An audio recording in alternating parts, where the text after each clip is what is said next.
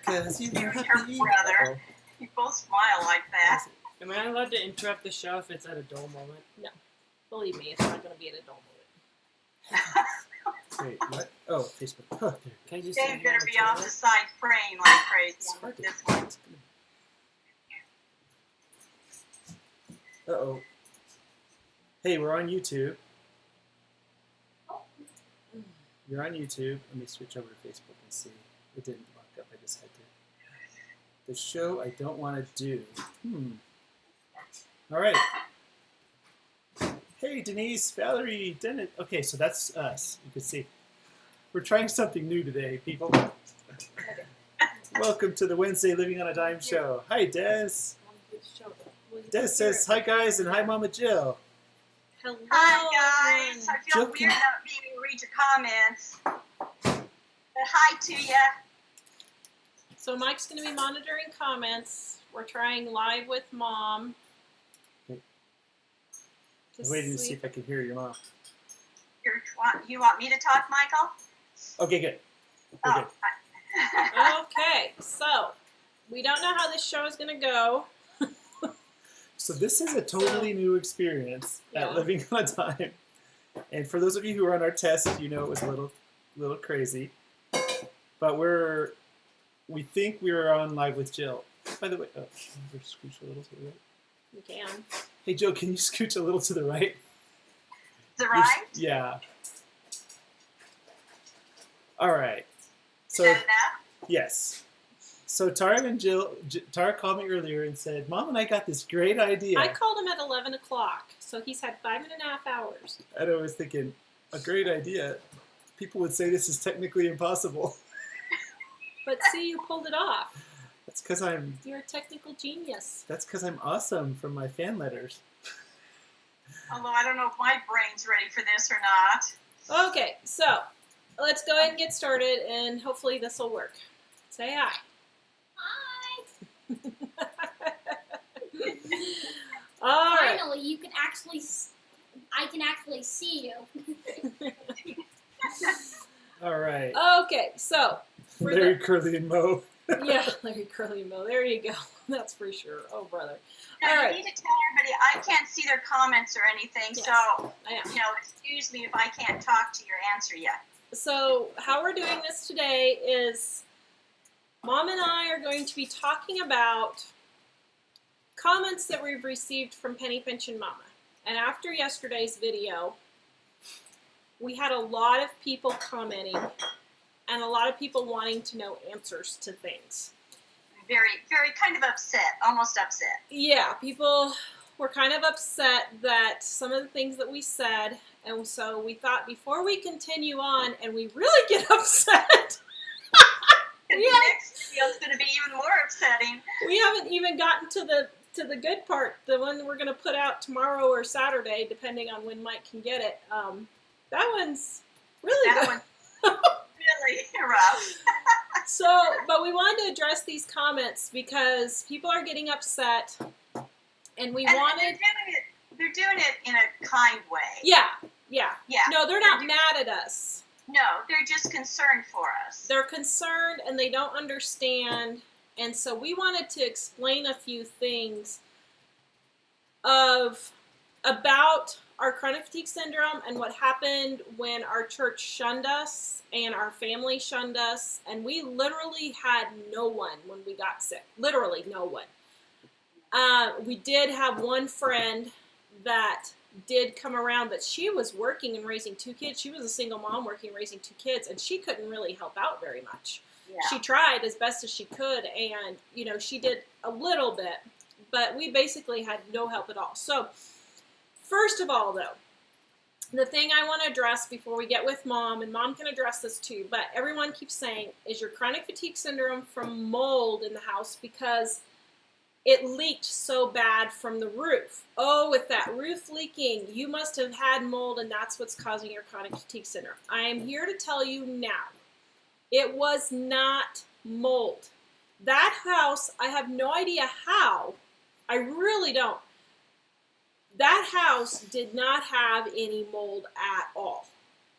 And It didn't. go ahead.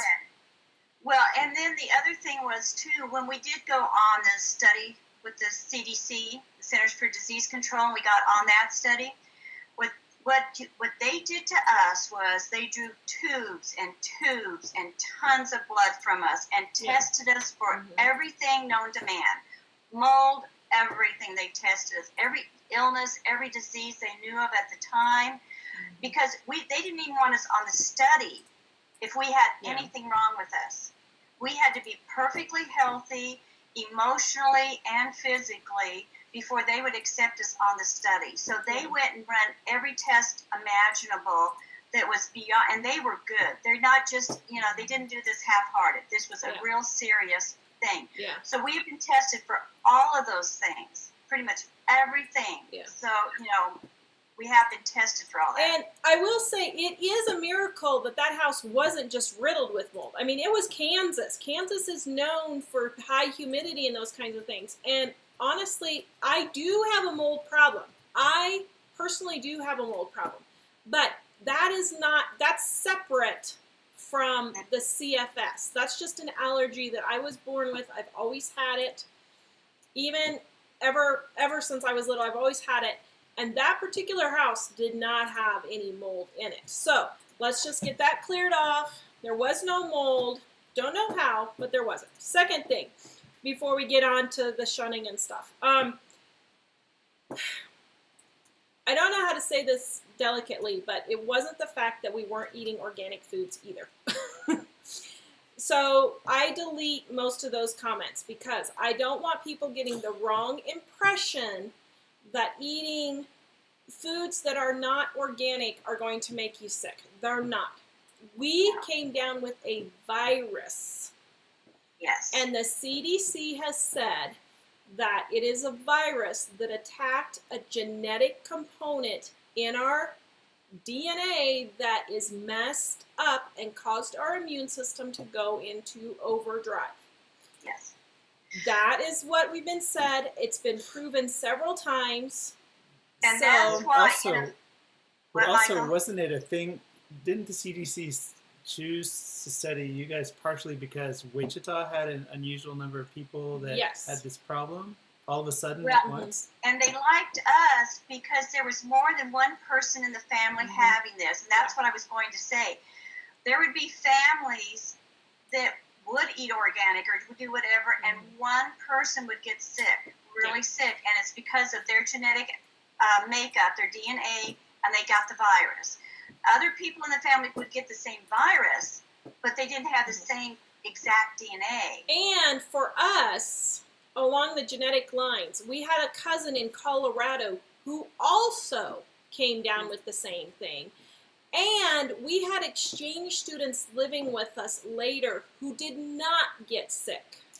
Yeah. So it was something specifically in us. Now, I'm not going to go into great detail, but for us, they have found that we have the MTHFR gene. And that is part of the problem. It's not the whole problem, but just so you know, it was a specific virus. We came down with the flu, and we just never got better. 30 years later, we're still not better. This wasn't a normal flu either. No. This was a very intense, bad flu.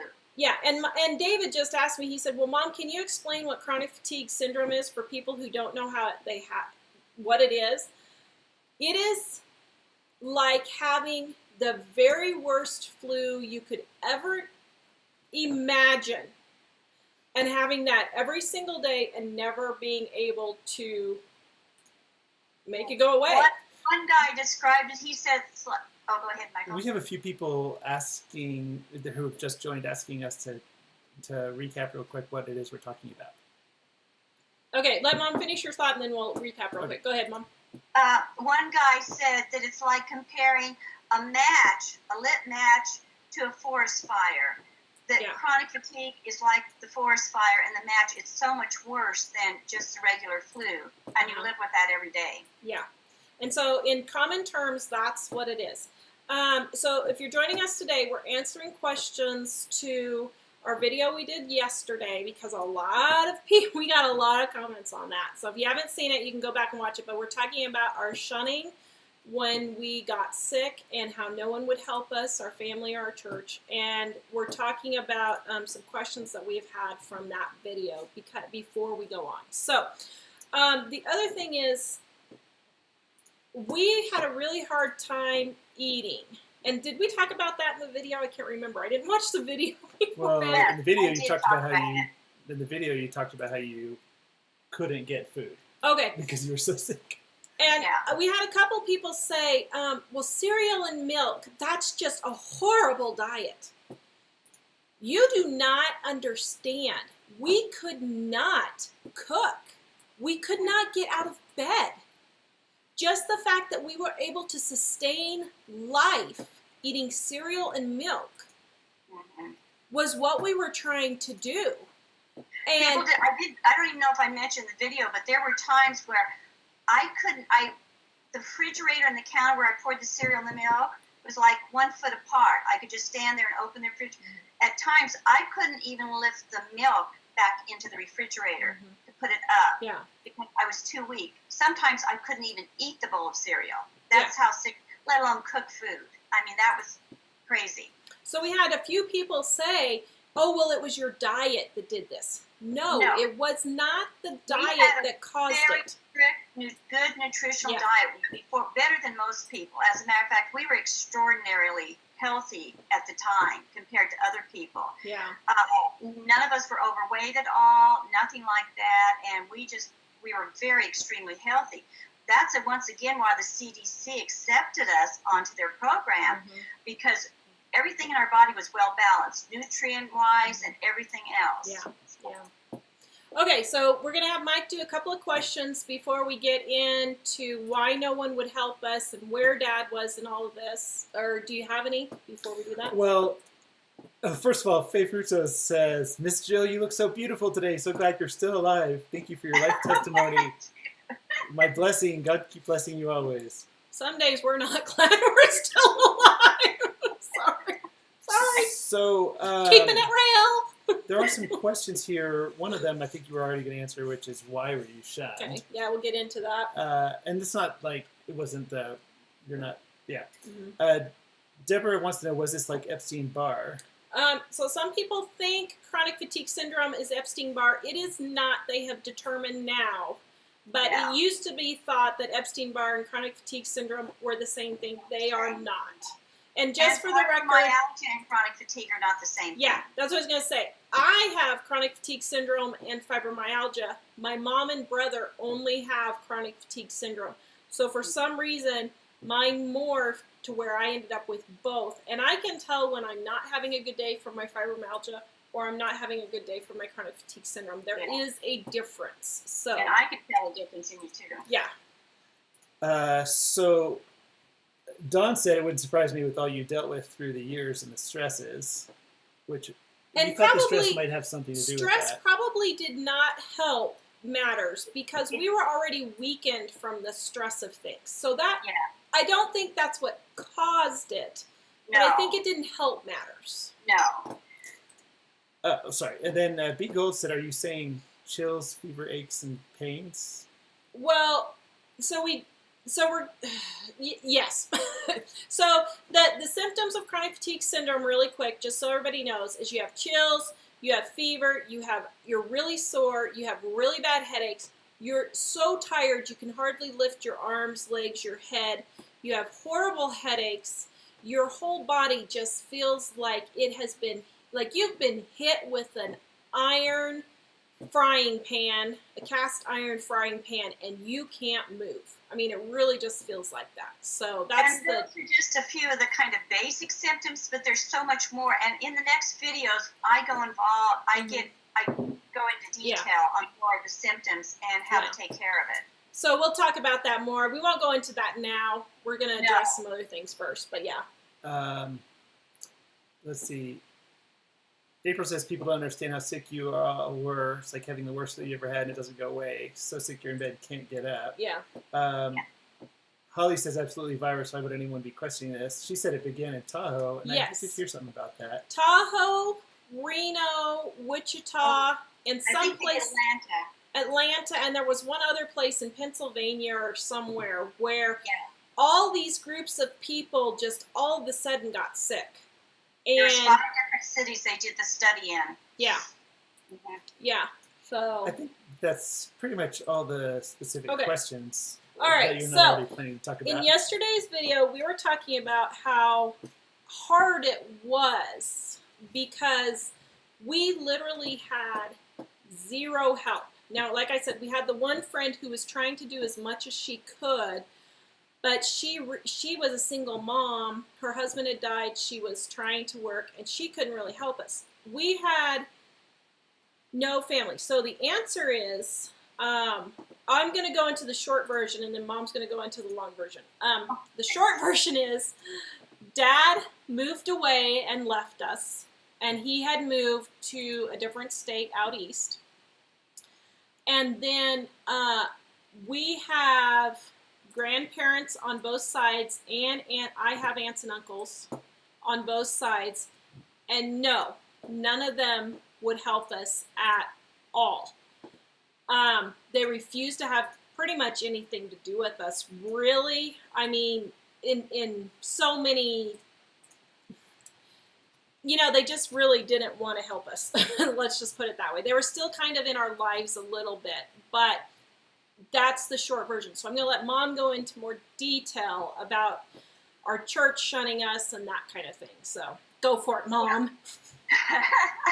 Well, the thing is, I was raised in a family, and my husband too, where family was the most important thing. Family and church. You were there for each other. You supported each other no matter what. You did everything for not just family members, no matter what you did, you helped them out. And the same with the churches we were always in. You helped them out. And you did, our churches went above and beyond the call of duty, and so did our family. Yeah. Just so everyone knows, we are evangelical Christians. At the time, we were attending a Baptist church, but we have gone to all kinds of different churches, evangelical free churches, Calvary chapels, those kinds of things. But just in case you're wondering what kind of church, I know that question is going to come up. So, yeah, sorry. Didn't mean to interrupt, but I just want people to know. So. And so that was a big part of our lives. We were raised helping people. That's just what you did. It was so integrated into our lives. And a lot of people are shocked about that. They don't even know that you're supposed to help others, sometimes. But that was a big deal. And I'm saying this because this is why this was such a strange thing that happened. And what happened was, I'm going to do it in 2 sections. The family, first of all, kind of rejected us for a totally different reason from the church. And that was when my husband first, holler if you put your hand up if you need me to say something, Tara. When my husband and I first started having problems, we separated for a year, and it was going to be permanent. And I went to move in the same town that my in-laws lived in, and my folks didn't live but just a few hours away. And I loved it there. We were happy there. I was happy there. I was about to get a good job, and it was going so great. It was really nice. But there was one little fly in the ointment, and that is the kids missed their dad so badly because he was still in Kansas. We were in Colorado, and he missed them horribly. And it was heart-wrenching because they really missed their dad, and their dad was different. Their relationship with their dad was different than a lot of kids with their dads because he was home 24/7. And if he was working on something, they could go down there and talk to him whatever he wanted. He would say, he'd bring him upstairs, show him how to do something. He was very patient.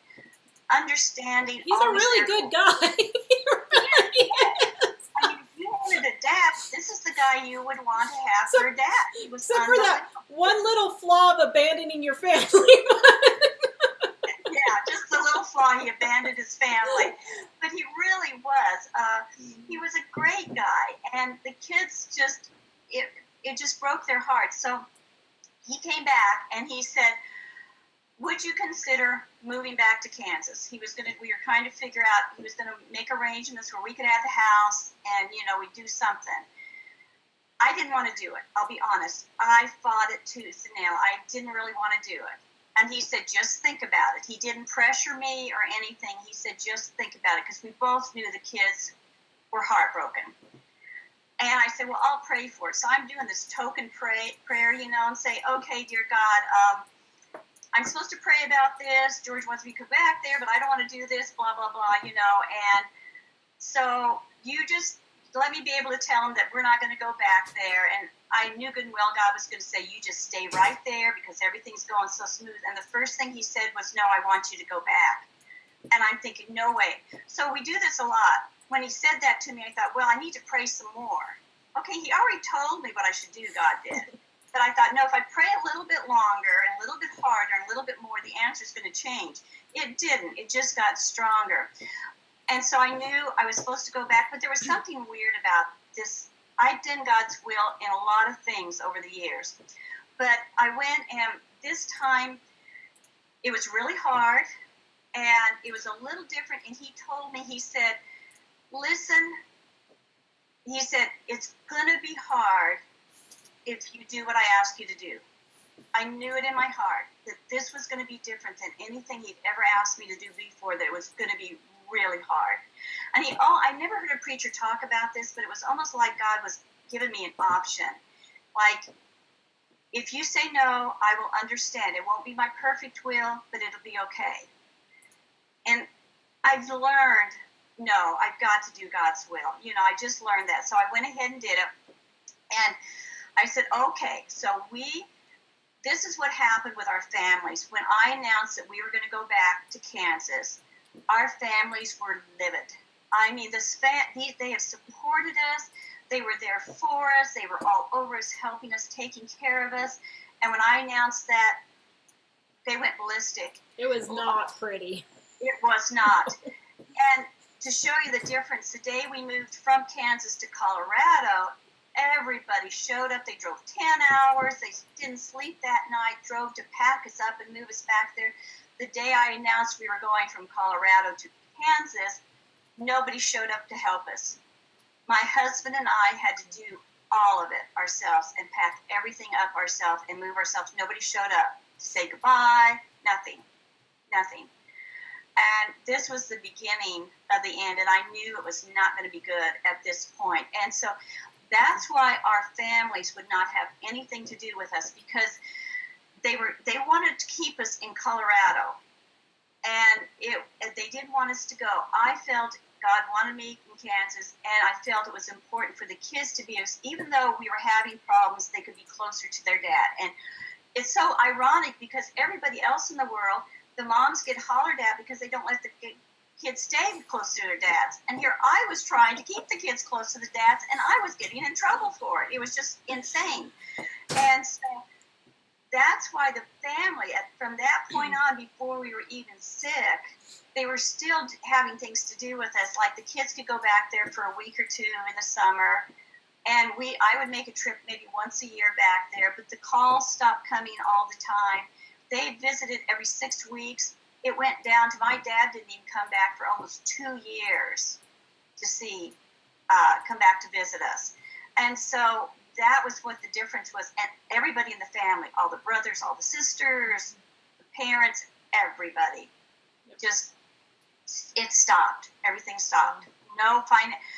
We didn't even wasn't even asking for financial help, but like when I get a birthday card, I would get money in the birthday card from certain family members. That stopped. I didn't even get things like that anymore.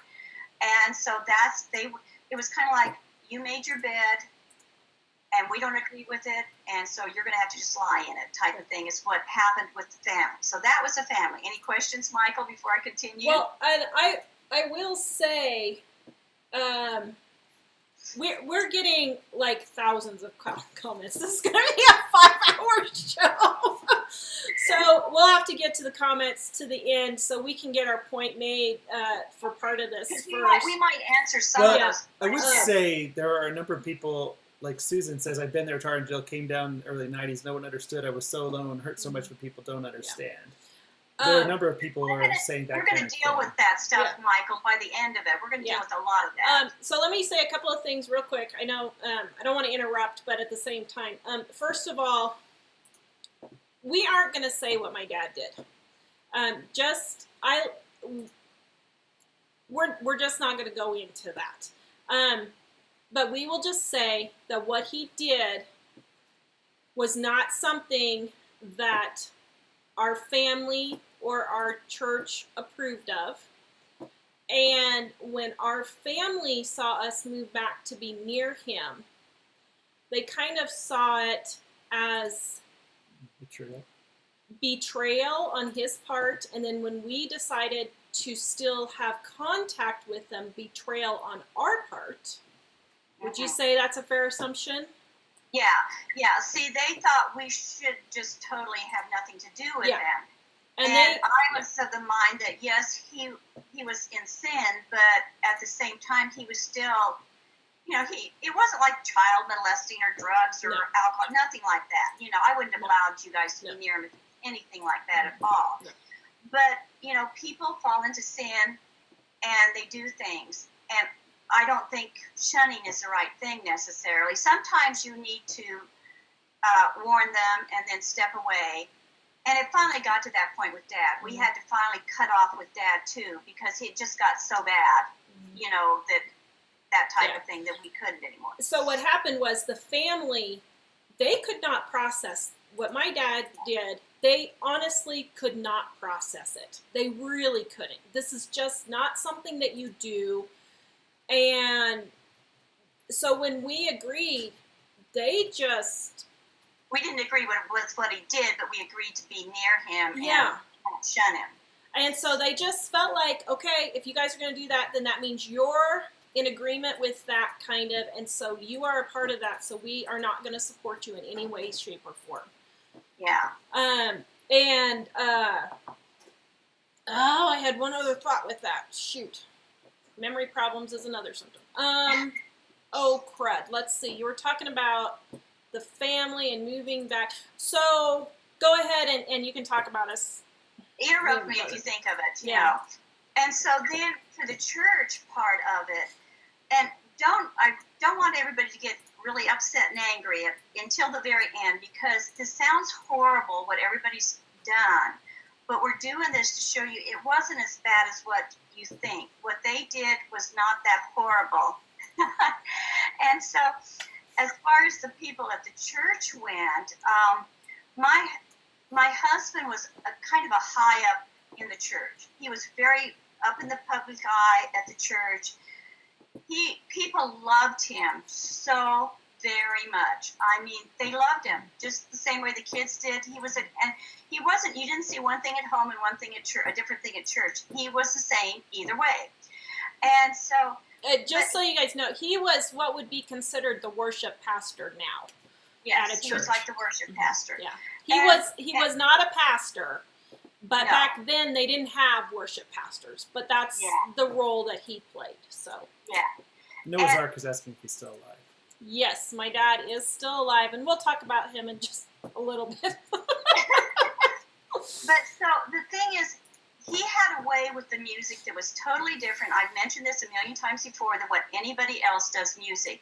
He had a way to move people emotionally with his music. He could make them cry. He could make them laugh, feel so joyous. I mean, you could sit and listen to him play anything, chopsticks, and you would get moved by it. You really would. He is probably one of the top piano players you will ever hear. I mean, he could have been. I thought, okay, is it me just saying that? But you don't you? Yeah, he would have been. He could have been a famous recording artist if he really wanted to, because his piano playing is that moving and that incredible. So One man said that there are a lot of good musicians out there. They're really talented and good, but only a handful that can move people with the music, and he was one of them. And so the people came every week to church 3 to 4 times to the services, and they would hear this man that they loved anyway play this music that moved them. And so they were emotionally attached to him in a way. And it's kind of like going in for counseling. A lot of times women get kind of emotionally attached to their counselor because he makes them feel good at the end of the counseling session, And that's what my husband did. He made everybody feel good in one way or another when they left church every single Sunday. So the emotions that they felt for him were very high. And they thought he was a great Christian man. And then for him to have feet of clay and fall They were devastated. They were so hurt by this. I mean, they were really hurt bad. And when people get hurt, it turns into anger. And you'll notice somebody that's been hurt by a parent or a spouse or something like that, they turn that hurt into anger. And sometimes it doesn't always spew into the person that hurt them. Sometimes a child will get mad at their parent and they'll grow up and get married, and that anger will spew out on the spouse, not the parent. And this is what happened to us. My husband wasn't at the church anymore, but the kids and I were. And so these people had been hurt so badly that they spewed their anger out on the kids and I, is what happened. And it was a very emotional type thing. And all of this was really weird because later on a woman told me, and I'll talk about her in a little bit, about how bizarre the whole situation was. She'd never seen anything in a church like this. I've never seen anything in a church like this in my whole life. It was something was set in motion above than just what was happening in our lives. I mean, this whole scenario was strange with my family and the church. Well, and just so that people know, because some of the people may be on here and they're like, what happened? So just to give you a brief cap here, yesterday's video we were talking about, so go back and watch Pink Pitch and Mama number 19, I think. So yesterday's video we were talking about how we got sick and our church would not help us. And we got so sick that we couldn't get food, we couldn't go to the grocery store, we couldn't do anything, we couldn't function. And Mom had gone to the church and asked for help, and they refused to help us, and got to the point where the pastor did finally ask us to leave. Not because we had done anything wrong, but because the church very people... loving about it, very kind about it. Yeah. Only because the people of the church decided to take out what my dad had done on us and refused to have anything to do with us. And so they just shunned us. They really did. It was a true shunning where they would have absolutely nothing to do with us. My brother and I, we had all kinds of friends. None of them would talk to us. And it was horrible. Yeah, and it's not like we were Amish or anything and just shunnings in our church. Yeah. Like I said, I've never been, all these years I've been in church, I've never seen anything like that happen before. Yeah. So the pastor asked us to leave the church, and then we went to another church, and they refused to help us because they thought we were just being lazy and depressed and all this, and then they refused to help us too. And you talk about that in the next video we do. But that's the next video, which we haven't talked about, but I'm just telling everyone that now so that they can kind of understand what's going on. So and so, you know, when I say nobody spoke to us, except there was one couple, and these things are so strange how this happens.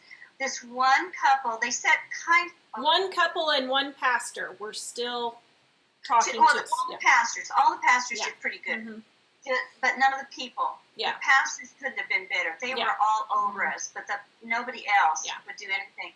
And so this one couple that sat next to us, they sat down the pew from us, and nobody else sat around us. They were the only ones that even sat close to us. I mean, people didn't even sit in the row or in front of us or behind us or down. It was bad. Actually, we're talking about this now, and I'm kind of like, at the time, we were just kind of like, okay. And now we're talking about it, hindsight, and I'm just like, I cannot believe these people did this to us. How weird. I know. And so, but we sat down in front every Sunday morning, every service. Well, they would come over, and every time they shook our hands and asked how we were doing. We didn't do anything social with them. They never really kind of helped us or anything, but they did. They were like a little tiny light in the whole realm of darkness. This little tiny light, this one couple would come over and say hi to us every Sunday, and Sunday night and that type of thing. They were the only ones. And I'm mentioning her, I guess, should I go ahead and tell them about Kathy now? Well, one thing, a comment just came up, and let me make sure I quote it. Deborah said, if I helped someone get away from a bad situation and they went back, I would feel taken advantage of. That's not exactly what we did, though. Yeah. And my mom did not go back with my dad. We moved into our old house and he moved out. Yeah. But we were in the same city, but we were not, it's not like when an abuse, which has happened in our family, when not with Dad. No, not with Dad, with there are other family members where I have personally helped leave an abusive situation, a physically abusive situation, and they went back. That's not the same thing, and that's not what we did. You were upset when that happened at her. Yes. Yeah, and this was something totally different. That's why it was so hard on us, because that's not what I was doing at all. No. I was just moving back to the same state and the same town so that you could see him once in a while and still be a part of his life. So that's not what I was doing. And I didn't really, it wasn't like Dad and I were dating or doing anything like that. We weren't even planning on getting back together. That wasn't even an option at this point. So so that it was a little bit different than something like that. But anyway, so this one couple would always come, and I look at this. Well, I guess I'll tell about Kathy right now. This couple, so they would come over and just say hi every time. Well, then we left the church, and a few years had passed. We'd gotten really sick at this point, and the pastor from that same church called, and he said, this couple, the gal of this couple, that they had gone on to be missionaries later on. They'd been on the mission field for about, 3 or 4 years, and been missionaries. And so they come home on furlough, and our pastor called and said, can I send Kathy over to talk to you? She's having medical problems, and it sounds like what you have. So he sent her over to me, and what the thing was, they'd come back from the mission field, and they had made up their mind they couldn't go back to the mission field because they, should I tell everybody to get their Kleenexes out now? I'm going to try not to cry. But they come back because she was having such severe medical problems, and they made up their mind not to go back to the mission field because they thought she'd have to have treatment and testing and medications that they couldn't get on the field. But he sent her to my house first to talk to her. And after a couple of hours of talking with her, we decided she did have chronic fatigue. And I know this seems strange, but at that time, doctors didn't have a clue on chronic fatigue syndrome, had no clue on it. It didn't even have a name. No, it didn't really have a name. People just didn't know. And so I would have doctors actually call me on the phone at home, giving me symptoms of their patients and asking me if I thought they had it. This is how little people knew about it. Yeah. So that's why he sent her to me. And we decided at the end of the session that that's what she had. And I said, go to your doctor and get his advice and see what he thinks. And she was almost relieved in a sense, because she said, that means there's no treatment and that we can go back on the field because I can be sick down there as well as here. They were more concerned about getting treatment for her. And I'm not joking, within a couple of weeks after talking to her, they were back on the mission field, and they ended up being there 25 more years. And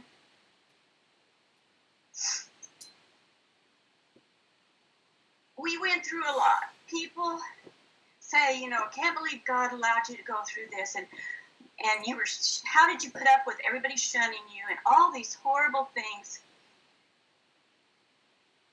And we went through all of this, and why did God send me back there to be sick and not have anybody when I was happy where I was? And I talked to this one lady, and if nothing else came of this, they went to the mission field. And because of that, I don't know how many people were saved. If I hadn't talked to her, they wouldn't have gone back. And there would have been people that weren't saved because of it. And I want to say this.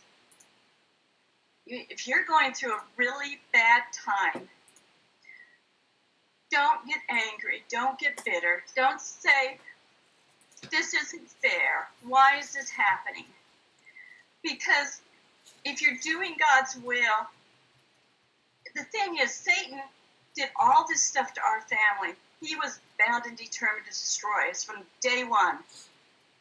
My husband had such a good ministry, he was going to destroy us. And I wouldn't let him do it. I fought tooth and nail. Even after my husband fell, I fought tooth and nail. And you cannot, if you forgive, if you don't become angry, if you don't become bitter, God is going to take that garbage that Satan's thrown at you, and he's going to make it into something unbelievable. I mean, really. It's like, you should feel honored. I know this sounds crazy and this sounds weird, but you should feel honored that God has chosen you. Tara's laughing at that. That God has chosen you, because in Job, it was like God was a proud father, and Satan said, you know what, I can make Job deny you. And God said, no, you won't. Job loves me. And you can pull out all the stops, Satan, and you can do whatever you want to him, but he's still going to love me. And Job had it all. His wife said, you silly, stupid man, why don't you deny God? His own spouse, his friends, so in other words, his family, his wife, she was after him. His friends, the church friends that he had, half the Bible or the book of Job is about the church friends hollering at Job, what are you doing? And Job didn't. He didn't. He would not deny God, and he still loved God. And it was like God was so proud of him, and God knew Job had it in him, and he allowed Satan to do that, and God blessed Job. At the end of all the garbage, God blessed him. And so just them alone going to the mission field, you can almost thumb your nose at Satan and say, look at what happened, and we're going to be so under attack, and you guys better be praying for us after this video. But, you never know. You never know what you're going through and why. And I think I'm telling you this part of it because the people at the church in our family, it was like Satan was kind of using them for evil. And God took the whole thing and twisted it around for good. Look what years later, we never dreamed. I never dreamed I'd be writing a silly little cookbook. And now we've got this huge website, YouTube channel that we're talking about all this stuff on. Well, and I guarantee you, if we wouldn't have gotten sick, we would not be doing this. Oh, no. No, not in a million years. We wouldn't. We wouldn't have been doing. If we stayed in Colorado. If we stayed there and I'd not come back to Kansas, we wouldn't have been doing any of this. The missionaries wouldn't have gone back to the field. None of this would have happened. What'd Michael say? Jamie, that was in answer to your request. Jamie said give Tara a hug. Well, people have. Give her another hug, Michael. I told you guys to get the Kleenexes out. People have no idea how incredibly hard it was. No, I mean, they really have no idea.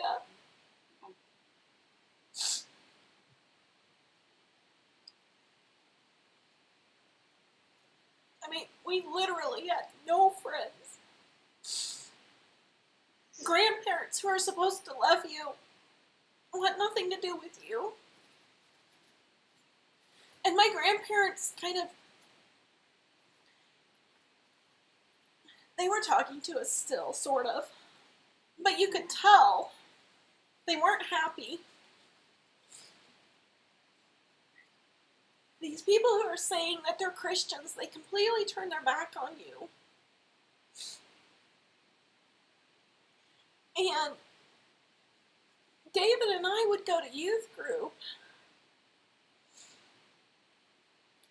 would sit there all alone.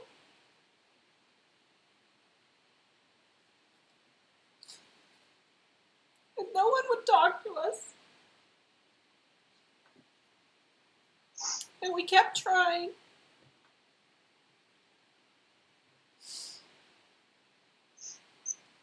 And they would have absolutely nothing to do with us, and we did nothing wrong.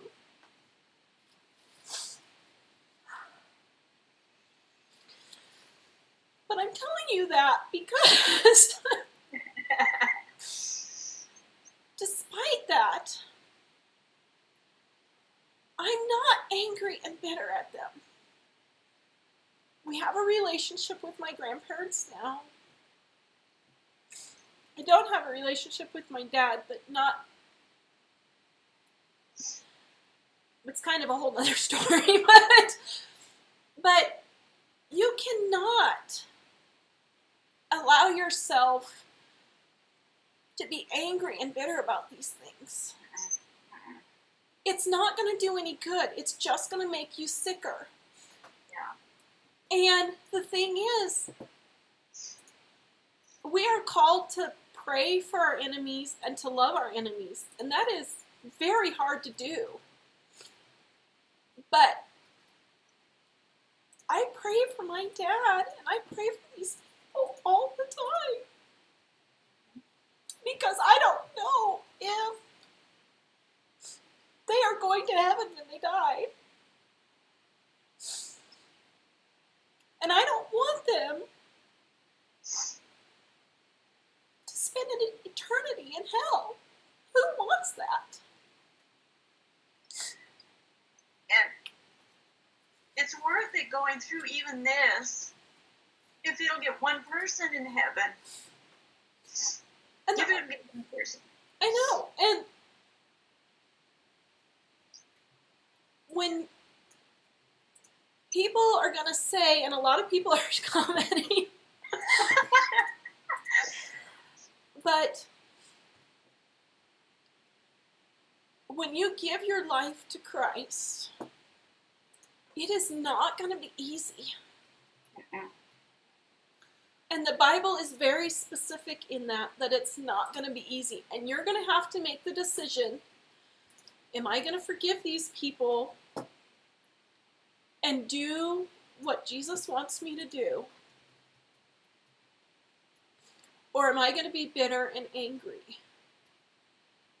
And it's your choice.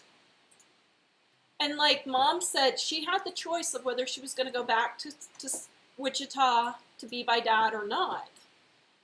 And she knew that nothing would be the same. But God has used it for good. And we now can talk to literally hundreds and hundreds of thousands of people every month and tell our story. And maybe that will help one person. Maybe it'll help a person who's sick to know that they're not alone. We're the only one out there. Maybe it will help someone give their life to Christ because they realize, you know what? I can be bitter or not, but, so anyway. Can I say something? No, this is Mom and I show. Yes, I'm Mike, and I'm not sick. But I deal with sickness every day. No, I was going to say, a lot of people are talking about churches and God and people, Christians betraying them, and organized religion and different things like that. And I was on staff at a church, and you gotta get into that now. When I was on, I'm going to tell the short version, but I was on staff at a church, and we were very mistreated there. And the church kind of went to battle against itself, and we weren't on either side, so we just really got hammered by everyone. And people have asked me since then, doesn't that make you question God or something like that? And I was thinking, no, because God is not those people.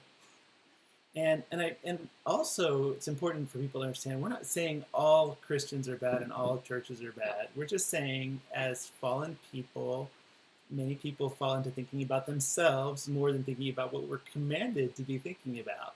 So, like when we had that problem, we felt horribly betrayed and abused after being on staff at that church. It did not change it did not weaken, it strengthened my relationship with God, really, because I realized He's not them.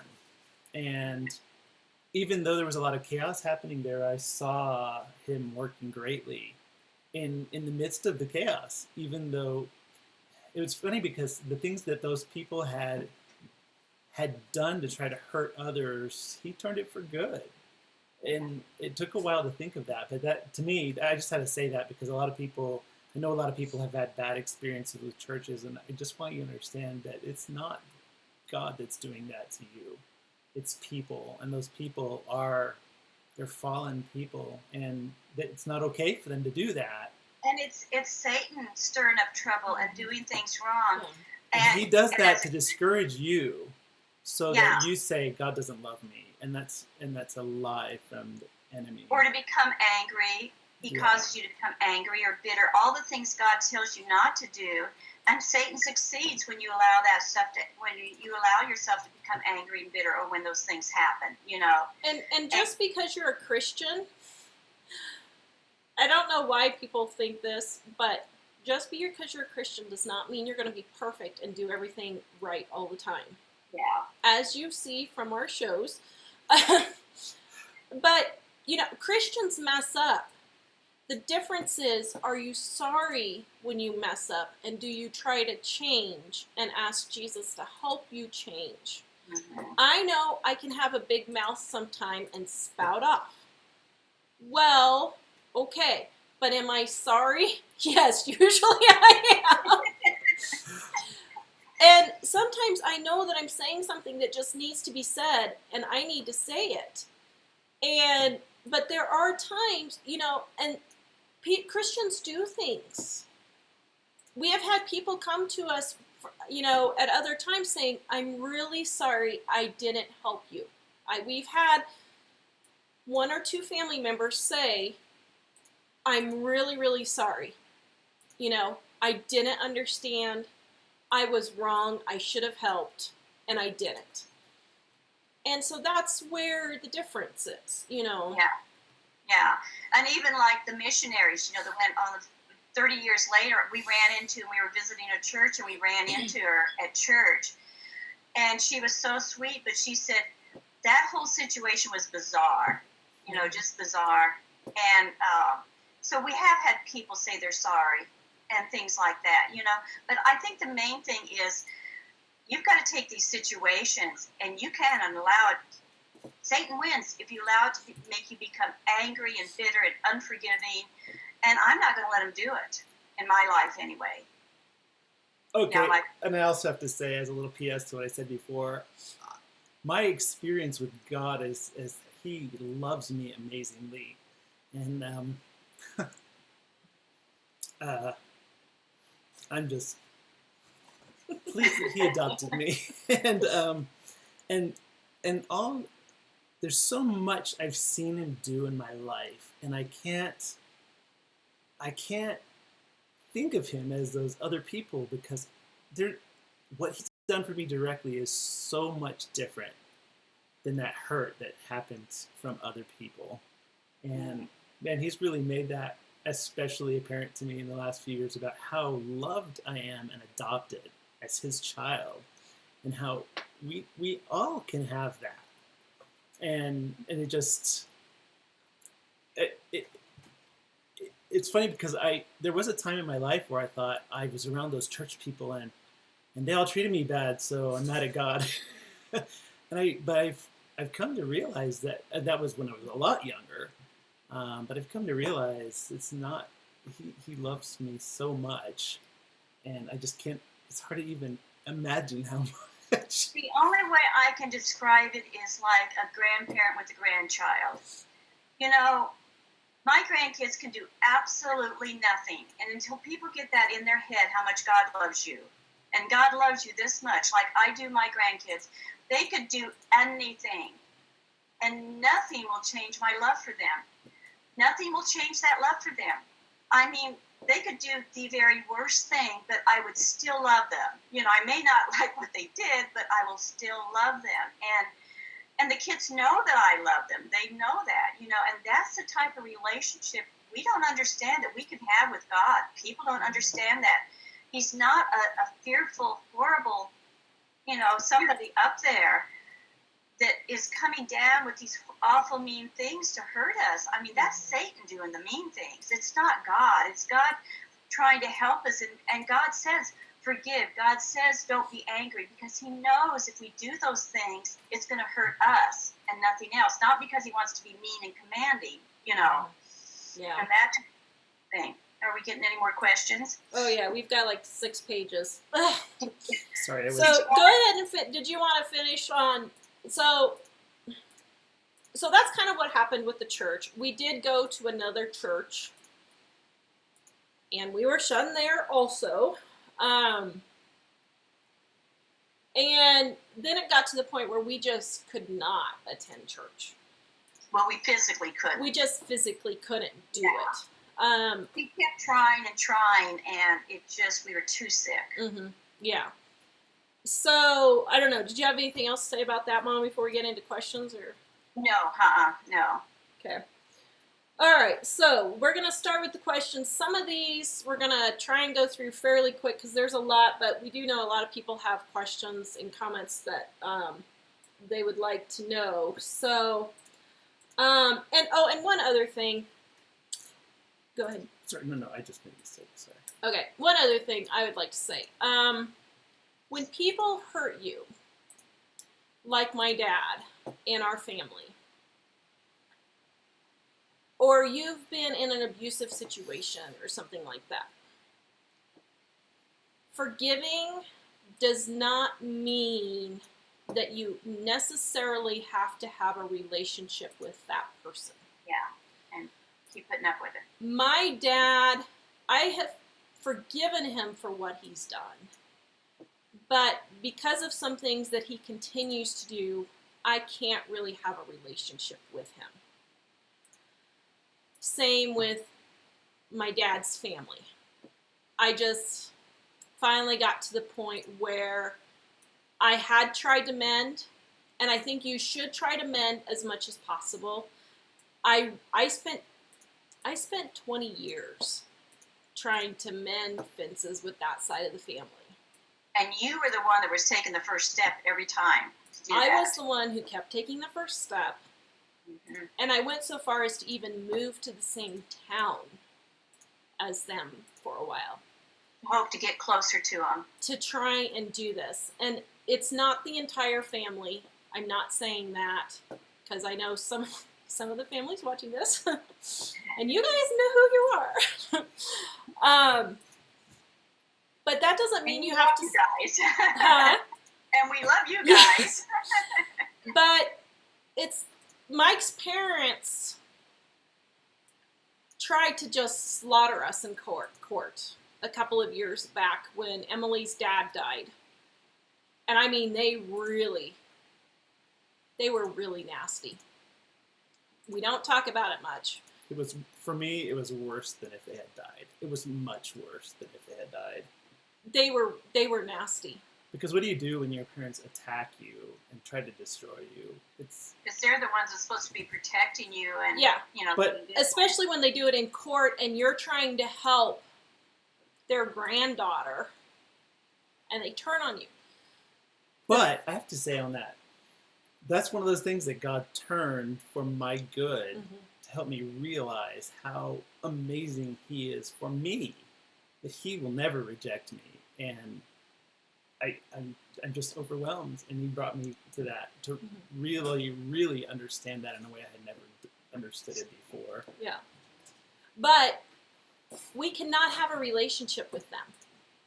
And it doesn't mean that when people do these things to you, forgiving does not mean that you necessarily have to have a relationship with these people. Mhm. So I just want to make that totally clear. If you're in an abusive situation, or even in my case, it wasn't abuse, but it was complete disregard for me. a complete uncaring of my feelings and how I am sick and using me, those kinds of things. That isn't necessarily emotional or physical abuse, but you don't have to stay in those relationships. So I just wanted to make that clear for those kinds of things. So, and it doesn't mean you're not a Christian if you don't. I've been told, you have to forgive me because you're a Christian. You have to forgive me and you have to talk to me. No, I don't. I'm commanded to forgive you, but I'm not commanded to talk to you if you're going to treat me badly. Is this the person I carried out of our house? Yes. Yes. So, I just want people to know that little thing there. So anyway, okay, let's get to some comments. And guys, we know this is going to go over. We already figured it would. Sharon's asking, is your story in your book? No. So Mom wrote Pity Pitchin' Mama, which all of our books are in the description below.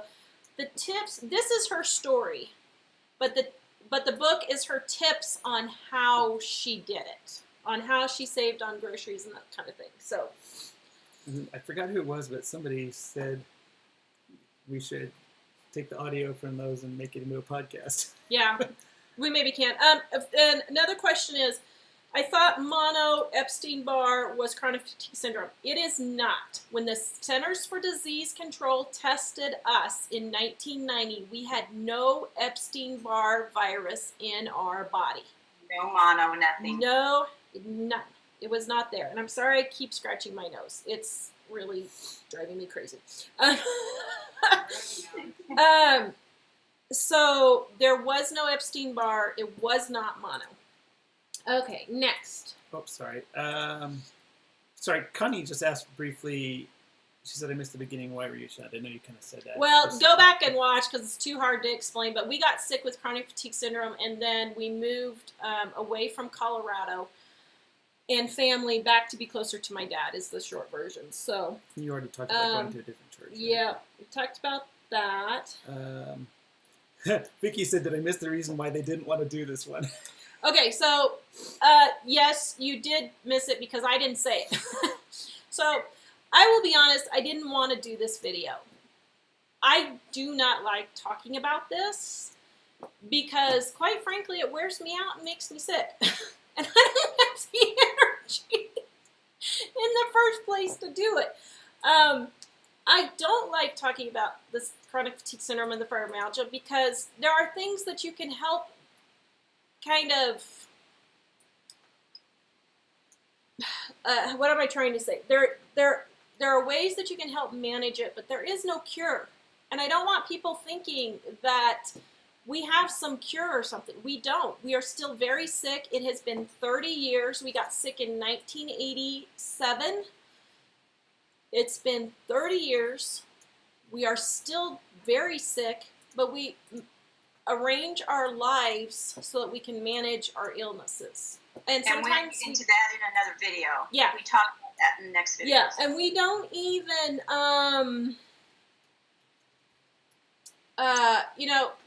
and sometimes we just do it even though we know it's going to be sick, or make us sick. So I don't like talking about this, and I don't want our website to become a chronic fatigue syndrome and fibromyalgia site, even though I know it helps lots of people. We don't want to dwell. If you dwell too much on this negative, it's not good to dwell on it. We've got it. You need to think of more happy things than dwelling on our sickness. And we do.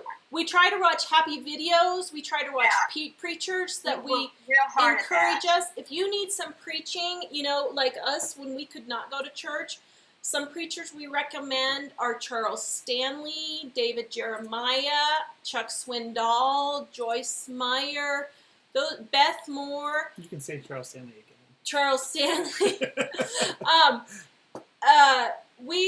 Those pastors really encourage us, and we really like those pastors.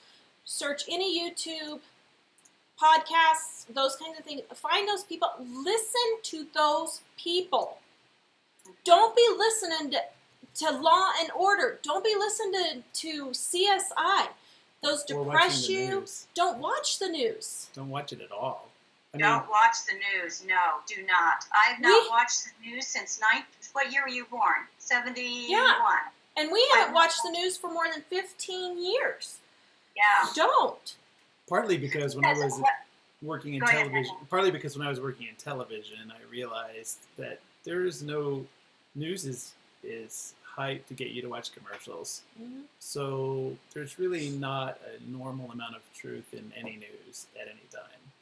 So it's just there to stress you out. And I realized sometimes I get into a habit of looking at news in the morning, and then my whole day goes downhill. Yeah. So Or people watch the Or- 10 o'clock news and then they go to bed. then Hello? you dream about it Or all night. Well, and on PBS, they have the commercial about what to do when your child sees all this horrible stuff on the news, how to handle. Like, I'm thinking, what are you why is letting your child kids watch seeing it? this stuff in yeah. the first place? I remember when 9/11 happened. This friend of mine got really mad that I wasn't discussing 9/11 with my 2 and 3-year-old.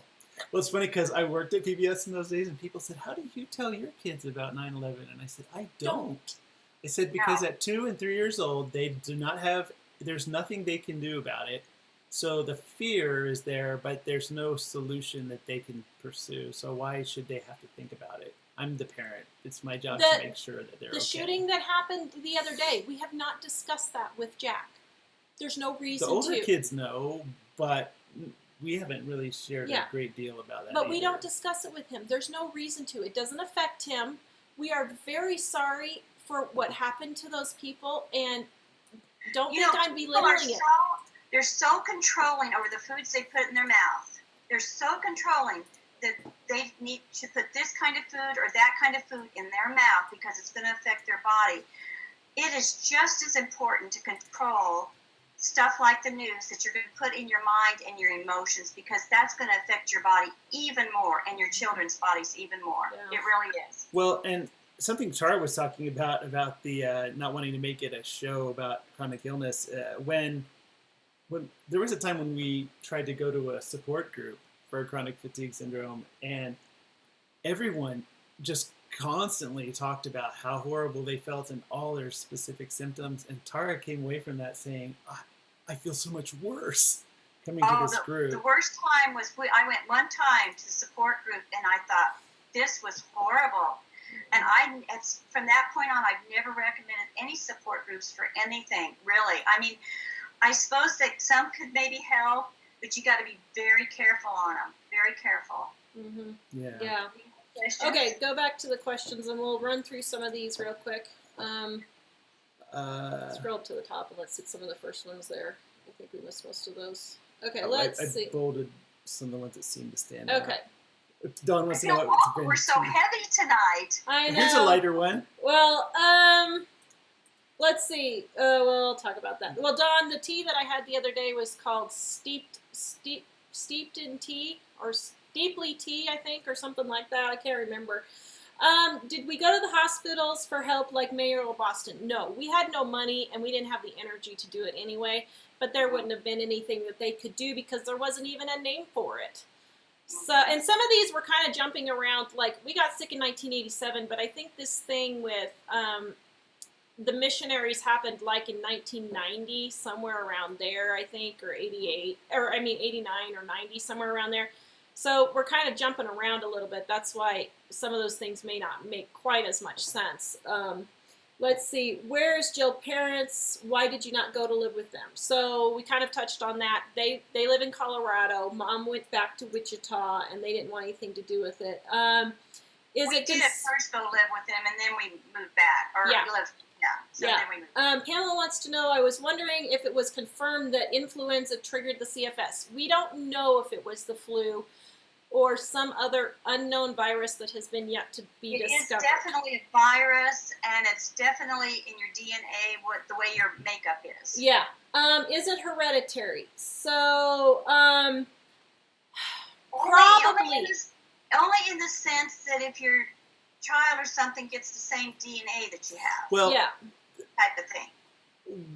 we used to get And stuff. then the virus. We used to get follow-up things because of the CDC study that they were in, and one of the latest things that I remember hearing was that they thought there was a virus that a lot of people get, but most people don't have a problem with it. And if you have a genetic weakness specifically to that illness, that then you can get this. Yeah. That's the way they seem to think it was going. Medication, physical therapy, or both. There are some supplements, and I've touched on that in previous videos. We'll put a link in there. I'll have Mike put a note to put And a I'm link. doing a whole video after this. Yeah. But Mom's is more lifestyle change. Mine is more supplements on how we deal with it. But really, there are some things you can do. I'll put the link down there for you for that. Deborah, dysfunctional churches are out there, but not all are dysfunctional churches. Yes. Okay. We don't want the impression to be that every single church is dysfunctional, but I will tell you, it is very hard to find a good church. It's getting much harder. Yeah, and it's getting much harder. We are getting towards the end, I believe, before Christ returns, and I really think that that is part of the reason why it's hard to find some of these places. But don't stop looking. And while you're looking, encourage yourself by watching pastors online that are good, solid, Bible-preaching pastors. And like for us, before we found a church, we had church at home where we watched pastors on Sunday morning. Well, we had it at home. What we do is we either meet at Tara and Mike's or David and Shayla's, my son's home, and all of us as a family would get together because with my son being sick, if he wanted to show up in his sweats because he was sick, or he was in his sweats when we got to his house, it was okay because we all understood about our illness. So we kind of had a family type church. We actually had people visiting, didn't we? Towards the end, we actually had visitors come. We had our own home church that we kind of did, where we watched a pastor on the internet, and we did that. So. Oh, Alderman Farm said Alistair Begg. He is awesome. Yeah. And his Scottish accent makes him and so how you easy to spell listen to. that, just so everybody knows, is Alistair.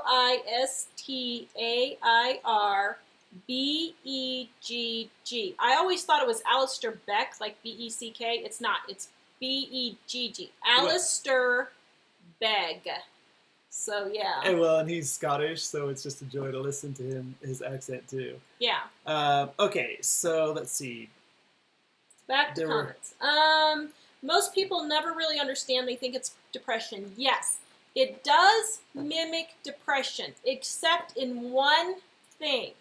And I can tell you how you know if you're depressed or if you have chronic fatigue syndrome or fibromyalgia. People who are depressed do not care and do not want to even try to do anything at all. People who have chronic fatigue syndrome and fibromyalgia have the desire to do things and have the desire to get well and have the desire to try, just cannot physically make their bodies do it. That's the difference. But you can be depressed and have chronic fatigue syndrome because it messes with your mind and it can mess you up. But if they put you on antidepressants and it doesn't help, do not stay on them if it is not helping, because we have been thrown on antidepressant after antidepressant after antidepressant, and all it did was make me gain weight and make me really moody. I wasn't any better. I didn't feel any better. So, yeah, so that's how you can tell. Okay, next question. Bumblebee, so much wisdom here tonight. Thank you, Penny Pitchin, Mama, and Living on a Dime. Yay. Ramona, they shouldn't punish you for your sins. Yes, they shouldn't, but they are human. For his. Or for my dad's sin, I mean. They're human. We're not perfect. We're forgiven. I know that's kind of cliche, but that's true. And we have to remember that for the people that hurt us. And we do have a good relationship with my mom's parents now. And here's another thing. How many of us, our spouse has said something to us that has hurt us, and we want to strike back in anger? Yeah. And we all do it. We all do it to a certain extent. So what are you guys laughing at? So apparently my brother and sister-in-law are on there. Sorry, we weren't ignoring you. But we've had so many comments going through that we weren't able to see you. So, hello, brother. You got anything to say? He probably has a lot to say. He probably does. Today I was telling Tar, she had never heard the story about the missionaries, that I was telling you guys about. And I started telling her about it. And so we both started crying on the phone together. And my son, I said, oh no, here comes your brother. Because he stops by on his lunch a lot. I said, here comes your brother. And I'm letting him in the door and I'm sobbing. And I said, I got your sister on the phone. And he's just grinning at us. It's like he had a lot of sympathy with his mother standing there crying. He was just laughing. But that's another thing. He was smiling. We just kind of learn to laugh about this stuff as much as we can. Not ignore each other and be unkind, but at least... Well, and people do say, they'll tell me, oh, you're so morbid, because I will say things that, and we'll just laugh about it, about being sick or dying or something, and they'll say, oh, you're just so morbid. And it's like, okay, first of all, you have to laugh about these things. Yeah. If you don't laugh about them, you are going to just cry all the time. Mm-hmm. And you might as well laugh about it and shake it off. The second thing, I will say things about dying, and there are days, quite frankly, I would rather be dead. This is hard. Oh, I'm second that. Your brother says it too. I don't want to be here. The pain is so bad.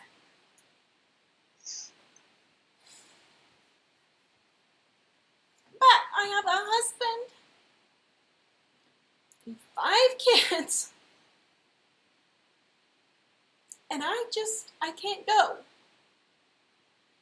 Even though some days that semi-truck barreling down in front of me, and I can either push on the brakes and be gone, or I could step on the gas and see my family. I still choose to step on the gas. I mean, it's not easy, and I'm not saying it is. But you come home and you take your Alka-Seltzer and you suck it up and you do the next thing, even if it's hard. And if the next thing means laying on the couch and dying, feeling like you're dying, and watching I Love Lucy or Newhart or something to get your mind off the pain, or HGTV or something, then that's what you do. If it means you come in and you fold 3 pairs of socks just so you get somewhere on the laundry pile, you've at least folded 3 pairs of socks. And that's what you have to do. And quite frankly, I am not afraid of dying. I'm not. I know that Jesus has saved me. I know that He is the center of my life. I know that I may not always act that way, but I am truly sorry when I don't, and I ask Him to help me change. But I know that if I died today, I would be in heaven. No ifs, ands, or buts. There's no death or sorrow or crying or pain. And so that's why I have no problem. People say I'm morbid because I talk about dying a lot. It's a fantasy of mine. What can I say? But I am. Here's your mother laughing about you dying. Well, what does that make me? But I know that when I die, I go to heaven. And I would like to ask you guys that if you don't know, you are free to email us. You are free to Facebook me, whatever, so that I can help you with that. Mike will help with you. Mom will help with you. Mom will help with you. Because when you're this sick, you need to have something to look forward to. And quite frankly, someday some days it's that I'm going to be in heaven and I'm not going to feel this way anymore. And that's all you're just holding on to. And that's what you got to hold on to, you know? So, anyway. Okay, so back to... So your brother said, and she has me. And then I have my brother, who refuses to help me move to Wisconsin. I'm only kidding. My brother has helped me move so many times. He's off the hook for if we go. We're not going to Wisconsin, by the way, guys. Okay, next. Or not at the moment. Next comment. I think that was... Okay, let's see. That was all on the old stuff here. Yeah. Okay, so... I haven't seen a lot of newer things, but... Okay, so shoot us your last comments here, guys. We'll look real quick. Stop making me cry, says Shirley. Sorry, guys. That's exactly why I don't want to do this This show. is so real, because- Tara. Thank you for sharing your pure heart. Yeah. And I think there was a slight amount of confusion. Somebody thought you maybe were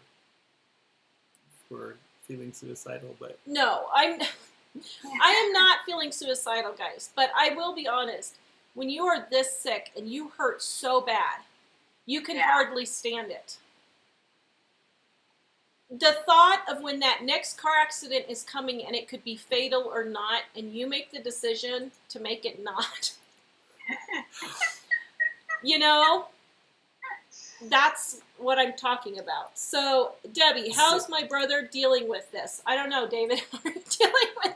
My brother's not coping a whole lot better than us. He's working, but he is very, very sick, and he thinks he's going to probably... I hope it's okay to share this. He's not sure how much longer he can keep working. He's only 44, and he doesn't know if he can keep working. He is in a lot of pain, and he's really sick also. But he has a wife. You know, it's hard on their family too, because Shayla has to take care of them, like Michael has to take care of you, and it affects her. You know, it's all the way around. And kudos to Mike and Shayla for staying with us for 23 years. Yes. You know, I mean, really, it's not easy on them either, right? No, it's not. but it's... What it is. Yeah, I hate that saying. I wasn't going to say that, but... Turin says, then we have to make soap to have a good time. Yeah, and that's what I do. You know, I make soap, and I love making soap, and it takes my mind off. Mom sews. It takes her mind off to sew, or maybe not. I don't know. But, you know, you need to find something to take your mind off the pain, the mind off the problems. Mm-hmm. I don't know what else to say. I mean, and don't add to them by, like you said, watching the wrong things on TV, reading the wrong books. Don't read discouraging. Some people read these books that are just horrible, depressing books, you know. yeah.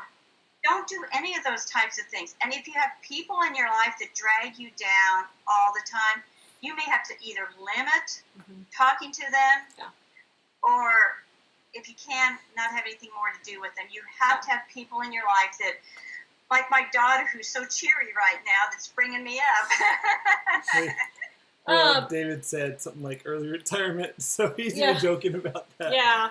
So. And another thing, for books, sometimes it's really hard to even focus to read books. But for books, Mom and I focus on Grace Livingston Hill. We focus on Betty Neals, Neels, and Essie Summers. Essie Summers. She's an Australian. These are older books. Yeah. Back from, like 50 years ago that are good, clean. Jeanette Oakes is a good one. Do not read, even if they're Christian inspirational books, I do not read Beverly Lewis anymore. Her books, I'm like, I have enough problems of my own. I don't need a depressing, I've been abused I picked one up the other day, and it was about this woman whose husband has just died, and she had a child that was dying from something, and they were trying to escape from the mob. I'm thinking, this is not a book for me, really. Yeah, see, Tracy says need distractions. Gilbert Morris is another good one. his older ones from the 80s and 90s were really good. So pick books that are encouraging, and if you start reading a book and it's discouraging, you don't have to finish the book. No, stop, close Send it back, throw it away, give it to Goodwill, whatever. But don't finish reading it. Oh, Going Batty's having to go do their show now, Oh, so- sorry. Yeah, so Going Batty's on, but sorry, you guys. All right, so let's see what other questions we have.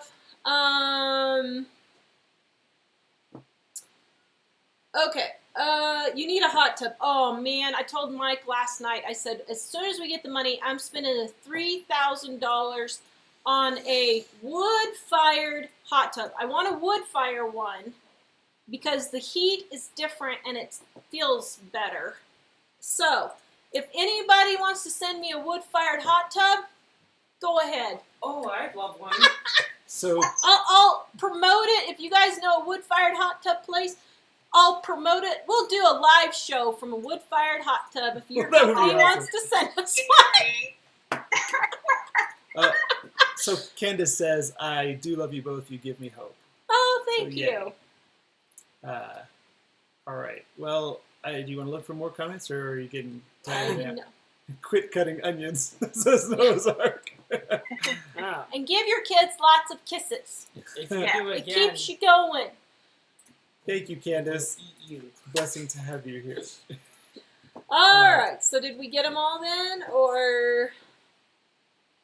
Bless your heart. Hope you soon find relief. I know you're like us. It won't go away, but hopes to get a little bit easier. Brenda said audiobooks. That's a Wait, great thing. is it- Listen to audiobooks that are encouraging. Oh, is it your anniversary tour? Oh, happy Happy anniversary. Happy anniversary! So, all right. All right, guys. All right. Thank you. I'm sorry we went way over on this one. She Oh, said wait a minute. 20 years today. Wow! Happy anniversary. Yay! That's That's so awesome. great.